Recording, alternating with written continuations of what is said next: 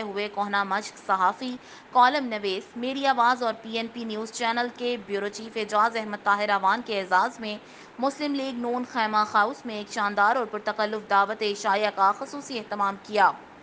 اس موقع پر میاں محمد طارق جنید، ولید اعجاز اعوان اور پاکستان مسلم لیگ نون کے یوتھ ریاض سعودی عرب کے چیئرمین ملک مکرمہ نصیر اعوان بھی موجود تھے۔